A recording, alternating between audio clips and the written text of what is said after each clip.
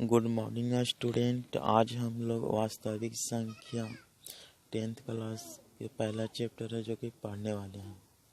वास्तविक संख्या तो इंग्लिश में रियल नंबर कहा जाता है। हम लोग वास्तविक संख्या के बारे में जानकारी प्राप्त कर लेते हैं। प्रमेय और अप्रमेय संख्याओं के सम्मिलित रूप को वास्तविक संख्या कहते हैं। इसका कहना है कि जो प्रमेय संख्या होगा और अप्रमेय संख्या होगा ना, दोनों को मिलाकर उसे हम लोग वास्तविक संख्या कहते हैं। इससे एग्जाम्पल 2, 3, 4, 3/6, 5/2, √2, √5, √2/3, √3 + 2 इत्यादि हो सकता है। इसमें मुख्य रूप से हम लोग यूक्लिड विभाजन एल्गोरिथम के बारे में पढ़ेंगे। एल्गोरिथम एक फारसी गणितज्ञ अल ख्वारिज़मी के नाम से लिया गया है। तो यूक्लिड विभाजन एल्गोरिथम क्या है उसे देखते हैं। यह सुपरिभाषित चरणों की एक श्रृंखला होती है, यानी कि यह एक श्रृंखला होता है जिसमें विशेष प्रकार के हम अंकों को किसी विधि द्वारा हम प्राप्त करते हैं। इस विधि के द्वारा प्राप्त किया जाता है।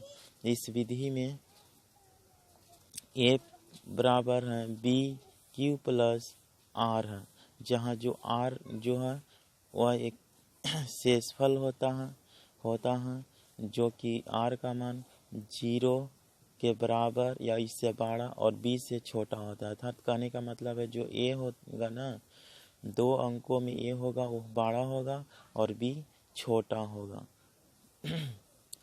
इस विधि का प्रयोग कुछ नोट को देख लेते हैं। इस विधि का प्रयोग HCF निकालने के लिए किया जाता है। इस विधि को तभी दोहराया जाता है जब R का मान 0 ना आता है। इस विधि का प्रयोग हम तभी करते हैं जब एक तुरी करला के बाद अगर दूसरा बार में अगर R का मान 0 नहीं आता है तो इस विधि को हम दोहराते हैं। ठीक है, इस विधि से बड़ी संख्याओं का HCF मेनली रूप से निकाला जाता है। अगर इस विधि का प्रयोग में मुख्य रूप से बड़ी संख्याओं के HCF निकालने के लिए किया जाता है। इसका एग्जांपल हम लोग देख लेते हैं।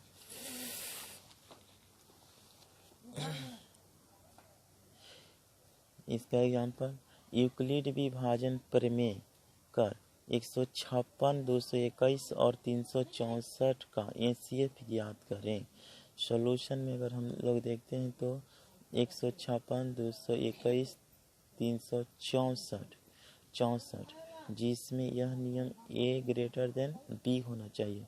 तो यहाँ पर हम लोग A 221 को ले लेते हैं और B 156 को। अकॉर्डिंग टू यूक्लिड विभाजन प्रमेय से हमने आगे पढ़ा A बराबर B, पीछे हम लोग पढ़ें कि A बराबर BQ + R होता है, जो कि A बराबर हम यहाँ पर 2/21 और B बराबर 156 लिया। A का मान बैठा दिया यहाँ पर और 156 × 1 + 65 कहाँ से है? जो A B से हम लोग 156 से हम लोग 221 में भाग किए तो एक बार में काटा भागफल, तो भागफल यहाँ मेरा Q बराबर हो गया B बराबर कितना 156 और शेषफल जो आया वो 65 है। अब शेषफल को हमें B मानना है और जो 156 है ना उसे क्या A मानना है, ठीक ना, क्योंकि यहाँ पर दोहराएंगे इस विधि को, क्योंकि R = 0 नहीं आया था। फिर आगे A बराबर 156 B बराबर 65 लिया, फिर इसी विधि को दोहराया तो A बराबर 156 बराबर 65 गुने 65 से 156 में भाग किया तो 2 बार में काटा और शेषफल 26 है।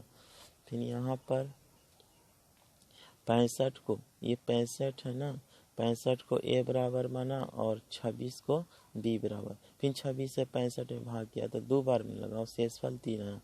यहाँ पर भी R = 0 नहीं आ रहा, तो फिर 13 को B और जो 26 था उसको A माना। फिर यहाँ पर 13 से भाग किया 26 में ना तो 2 बार में कट गया और r इजकल टू 0। तो यहाँ पर एक ठोकर मान निकल गया, लेकिन हम लोग को 3 अंक दिया गया था। तो अब जितना बार में लगाया गया है तो 13 को हम लोग फिर b मानेंगे और 364 को a, क्योंकि इसका भी तो HCF हमें निकालना है। तो यहाँ से इस विधि का प्रयोग करते हुए a बराबर 364 और 13 से 364 में जब भाग किया तो 28 बार में काट दिया, r इजकल टू 0। तो यहाँ शेषफल बराबर 0, अतः यहाँ से हमारा HCF का मान निकल गया, जो कि हम यहाँ पर भाग करके दिखा दिए हैं। 156, 364, 221 का HCF 13 आया। Thank you.